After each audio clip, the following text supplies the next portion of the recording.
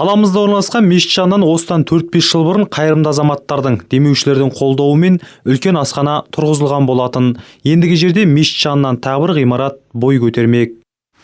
Бисмиллахир-рахманир-рахим. Ассалам ерекше берімдер, Рахман Алланың атымен бастаймын. 2020 жылдың желтоқсан айынан бастап соңында осы мешіт ауласынан бір ағаларымыз, ел ағалары демеушілік жасап, мешіт ауласынан жаңа ғимараттың құрылысы бастау алды. Бұл жаңа ғимарат әкімшілік ғимараты болып есептеледі.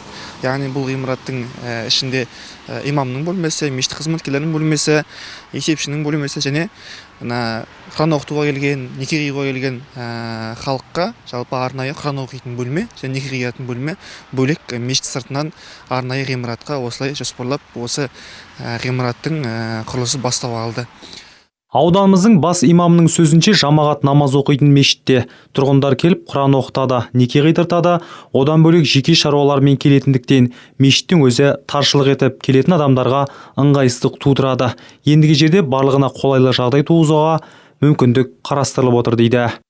Халықтың да дінге деген қызығушылығын артуда және де мешіт қызметінің сапасын арттыру мақсатында мешіт ішін кеңейтіп, мешіт ішіндегі осы уақытқа дейін қолданыста болған бөлмелерді дәрісхана қылып, мешіттің ішін кеңейту мақсатында бөлек мешіт сыртына әкімшілік ғимаратын бөлек шығарып, және кісі қабылдайтын әртүрлі жағдаймен мешітке діни рәсіммен келетін әр азаматшаға бөлек арнайы ғимарат болсын деп, осы мақсатта осы ғимарат бастау алды.